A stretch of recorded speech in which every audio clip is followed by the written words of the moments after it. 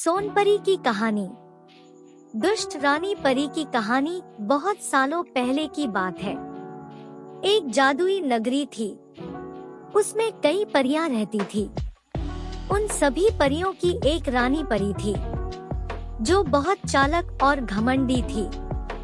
रानी परी का नाम सपना परी था। उन्हीं परियों में एक सुंदर परी सोनपरी भी थी। उस जादुई नगरी के नियम बहुत कठोर थे। वहाँ से कोई भी कहीं भी आ जा नहीं सकता था। सोनपरी जादुई नगरी छोड़ना चाहती थी। वह अब जादुई नगरी में बोर होने लगी थी। उसका वहाँ मन भी नहीं लगता था। इस कारण वह रानी परी के पास गई। लेकिन रानी परी अपने सिंहासन पर नहीं बैठी थी। सोनपरी अब रानी परी के बेडरूम में गई, लेकिन वहाँ भी रानी परी नहीं मिली। तभी सोनपरी को कुछ आवाज सुनाई दी। वह आवाज पास से एक जादुई कमरे से आ रही थी। सोनपरी वहाँ गई और देखा कि रानी परी एक जादुई संदूक को मंत्र पढ़कर खोल रही थी। उसने उस जादुई संदूक में कुछ रखा था। सोनपरी यह सब छुपके से देख रही है। रानी परी क्या उस संदूक में क्या रखा? सोनपरी वहाँ से बाहर आ जाती है। रानी परी बाहर आ जाती है।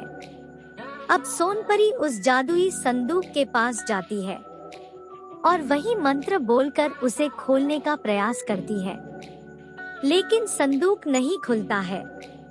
शायद वह मंत्र का उच्चारण गलत कर रही थी। कई प्रयास करने के बाद वह भी कमरे से बाहर आ जाती है। अब सोनपरी रानी परी के पास जाती है और रानी परी से कहती है, मुझे इस जादुई नगरी में नहीं रहना। मैं यहाँ तंग आ गई हूँ, मुझे भी बाहर जाना है।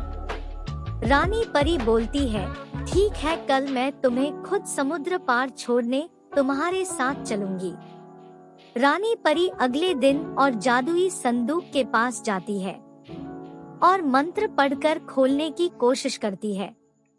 तभी जादुई बक्सा बोलता है, यहाँ कोई आया था। जादुई बक्से में एक शीशा लगा हुआ था। कोई भी अनजान उसके सामने आता तो उसकी छवि वहाँ बन जाती है। रानी परी ने उस शीशे को देखा तो उसे सोनपरी की छवि दिखाई थी। रानी परी सोचने लगी कि कहीं सोनपरी को पता ना चल जाए, इसलिए वह सोनपरी को मारने का प्लान बनाती है। रानी परी सोनपरी से कहती है, तुम्हें इस जादुई नगरी से बाहर जाना है ना, तो चलो मैं तुम्हें समुद्र किनारे छोड़ आती हूँ। वह समुंदर भी जादुई होता है। रानी परी समुंदर को बोलती है, बीच समुंदर नाव को डूबा देना, जिससे सोनपरी मर जाए। लेकिन ऐसा नहीं होता है। सोनपरी अपनी जादुई शक्ति से बचकर वापस आ जाती है रानी परी का भांडा फोड़ने के लिए। रानी परी जादुई संदूक के पास जाती है और मंत्र पढ़कर उसे खोलने लगती है, लेकिन इस बार संदूक नहीं खुलता।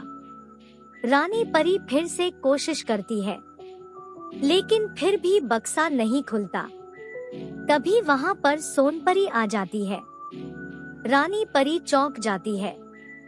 सोनपरी अपनी जादुई शक्तियों से बचकर आ गई थी और संदूक का मंत्र भी उसी ने बदला था। अब सोनपरी सभी परियों को बुलाती है और रानी परी की काली करतूतों का पर्दाफाश करती है। सोनपरी बक्से को खोलकर बताती है कि उसने सभी परियों की जादुई मटके रखे थे, जिसमें उनकी सारी शक्तियाँ जुड़ी हुई थी। रानी परी सभी परियों की शक्ति को अपनाकर शक्तिमान बनना चाहती थी, इसलिए वह हमारे जादुई मटके चोरी छुपे यहाँ इस संदूक में रख देती थी। अब रानी परी की काली करतूतों का भांडा फूट गया था। इसके बाद सभी परियों ने रानी परी सपना को जादुई नगरी से निकाल दिया। साथ ही उसकी सारी शक्तियां भी छीन ली और बुद्धिमान और ईमानदार सोनपरी को नई रानी परी बनाया गया। सोनपरी ने कहा, आज से इस जादुई नगरी के सारे नियम हटाए जाते हैं। कहानी से सीख, किसी के बुरे कर्मों की सच्चाई कितनी भी छुपा लो, एक दिन वह सामने आ ही जाती है। ऐसी ही मजेदार कहानियाँ सुनने के लिए मेरे इस चैनल को सब्सक्राइब कर लीजिए। अगर आपको यह कहानी अच्छी लगी हो तो एक लाइक जरूर करें। आप लोगों का बहुत बहुत धन्यवाद।